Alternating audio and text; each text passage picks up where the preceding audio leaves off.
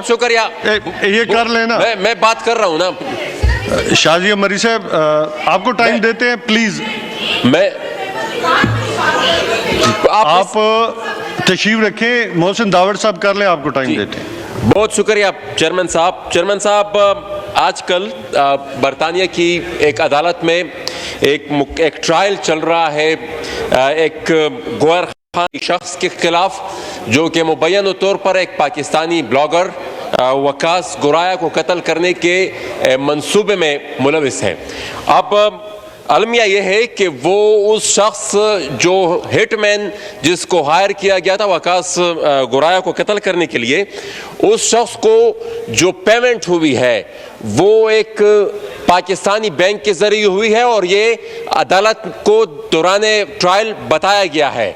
अब मैं गुजारिश ये कहूँगा कि कौन है जो पाकिस्तान को बदनाम करने की कोशिश कर रहा है, उनकी ज़रा तहकीकात होनी चाहिए, और वो जो हॉलैंड में कत्ल करने के लिए यहाँ से पैसे भेज रहा है, एक चीज़। दूसरी चीज़, कल रात को कराची कंपनी के करीब एक नाके पर हमला हुआ दहशतगर्दों का, और उसमें एक पुलिस सिपाही शहीद हुए।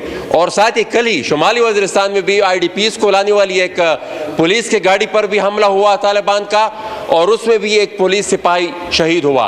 और यहाँ पर इस्लामाबाद में जो हमला हुआ उसकी रिस्पॉन्सिबिलिटी तहरीक तालिबान पाकिस्तान ने कबूल भी की है। तो जनाब चेयरमैन, तालिबान यहाँ इस्लामाबाद तक पहुँच गए हैं, दहशतगर्दी इस्लामाबाद तक पहुँच गई है, और हम पता नहीं कब इस चीज़ को सीरियस लेंगे। यहाँ पर नेशनल सिक्योरिटी पॉलिसी की बात होती, पार्लियामेंट को कोई पता है? यहाँ पर किसी को इन्फॉर्म किया गया है? यहाँ पर कोई वो पॉलिसी बयान हुई है? उस पर यहाँ पर डिबेट होनी चाहिए थी। पॉलिसी तो पार्लियामेंट कहाँ पर बनी है, किस तरह की पॉलिसी है। तो जनाब चेयरमैन, तालिबान इस्लामाबाद तक पहुंच गए हैं, अगर अब इस चीज को सीरियस ना लिया गया तो। जी मुराद सईद साहब जी। जी स्पीकर साहब शुक्रिया। स्पीकर साहब, मैं एक अहम नुक्ते पे बात करना चाहता हूँ। स्पीकर साहब, ये जो स्टैंडिंग कमेटीज़ है उसके हवाले से, जब ये मौजूदा असम्बली का आगाज़ हुआ, स्पीकर साहब मैंने उस वक्त भी कहा था कि जब पार्लियामेंट का सेशन चलता है तो उसमें इतनी संजीदगी का मुजाहरा हो ना हो, लेकिन अगर पार्लियामेंट्री डेमोक्रेसीज़ को हम देखें, वहाँ पे स्टैंडिंग कमेटीज़ जो होती है वो सीरियस बिजनेस करते हैं। लेकिन हमारी बदकिस्मती है, और सर मैं आपके सामने चंद चीज़ें रखना चाहता हूँ, और इस ऐवान के मेरे ख्याल से सबका इत्तिफाक होगा कि किसी का भी कोई कन्फ्लिक्ट ऑफ इंटरेस्ट हो तो वो उस कमेटी का हिस्सा नहीं बनना चाहिए। सर, हमारे स्टैंडिंग कमेटीज़ का किरदार, फिर वो मिनिस्ट्रीज़ के ऊपर नज़र, फिर उसमें ट्रांसपेरेंसी, वॉचडॉग का किरदार, और वहाँ पे बेहतर कानून साजी तब हो सकती है जब वहाँ पे हम कन्फ्लिक्ट ऑफ इंटरेस्ट के मफादात का किसी का टकराव ना हो। सर, मिसाल के तौर पे अगर वजारत मवासिलात है तो वहाँ पे कमेटीज़ में ठेकेदार बैठते हैं या ठेकेदार उसके चेयरमैन बन जाते हैं। अगर वहाँ पे पेट्रोलियम मिनिस्ट्री है तो CNG के और पेट्रोल पंप के ओनर्स आपके स्टैंडिंग कमेटीज़ में आ जाते हैं, बैठ जाते हैं। इस तरह इंडस्ट्रीज मिनिस्ट्री के अंदर आपके इंडस्ट्रियलिस्ट आ जाते हैं। इसी तरह जो पब्लिक अकाउंट्स कमेटी है उसमें जो खुद नेबज़दा हो वो पब्लिक अकाउंट्स कमेटी के मेंबर बन जाते हैं। तो जनाब स्पीकर, मैंने यहाँ पे स्पीकर साहब से भी बात की थी, मैं पहले भी यहाँ पे इस नुक्ते को उठा चुका हूँ कि अगर हमने हकीकत में सही किरदार अदा करना है तो जो मफादात का टकराव है उसके ऊपर हमें कानून साजी, और हमने रूल्स ऑफ जो बिजनेस है उसमें थोड़ी सी तब्दीली करनी है। तो मैं जो यहाँ पे हमारे एडवाइज़र पार्लियामेंट्री अफेयर्स हैं वो भी बैठे हुए हैं, हमारे state minister parliamentary affairs Ali Mohammad Khan बैठे हुए हैं, इसके ऊपर से कानून साजी करें, ये मुल्क के लिए बेहतर होगा। एक और चीज़ मैं आपको बताऊं, मैं अपोजिशन में भी था पिछले पार्लियामेंट में।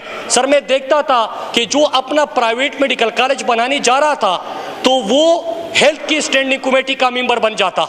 अब वो हेल्थ अथॉरिटीज को लेके आ रहा है और उनको कह रहा है कि आप मेरे मेडिकल कॉलेज अप्रूव कर दें। इस तरह आपके एजुकेशन की स्टैंडिंग कमेटी, आपके एनएचए की स्टैंडिंग कमेटी, पेट्रोलियम की, इंडस्ट्रीज की, आपके हर मिनिस्ट्री के अंदर वो अरकान उस कमेटी में बन जाते हैं जिनका वो अपना कारोबार हो। तो सर हम यहाँ पे अपने कारोबार के लिए नहीं, अपने बिजनेस के लिए नहीं, हम मुल्क के और कौम के लिए कानून साजी करने के लिए आए हैं। इससे रिलेटेड एक और इशू सर मैं बस सद एहतराम अर्ज कर रहा हूं, मैं किसी का नाम नहीं ले रहा, लेकिन सर अगर कानून की बालादस्ती इस ऐवान से कानून बनता है, लेकिन हमें खुद कानून की बालादस्ती करनी होगी। मिसाल देता चलूं, मोटरवे के ऊपर एक एमएनए को रोका जाता है कानून तोड़ते हुए, उसकी वैल्यू है, वो जज्बात में आ जाते कि आपकी मजाल कैसी हुई एमएनए को रोकते हुए, वो अपनी गाड़ी मोटरवे में बीच में खड़ी कर देता है।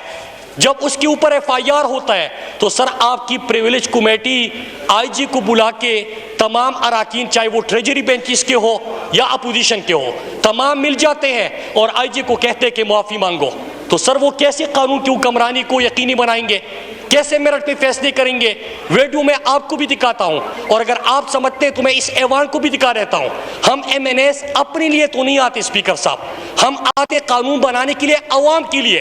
लेकिन अगर आपको रोका जाए, एक हफ्ते पहले सर एक सेनेटर साहब को रोका गया, अनरजिस्टर्ड गाड़ी थी उसकी, कहा गया कि अब हम एमटेग लागू किया हुआ है और हम समझते हैं कि आप इस किस्म की गाड़ी मोटरवे पे नहीं जा सकती। सर जब रोक देते हैं तो उसको धमकी देते हैं कि मैं आपको प्रिविलेज कमेटी में बुलाऊंगा।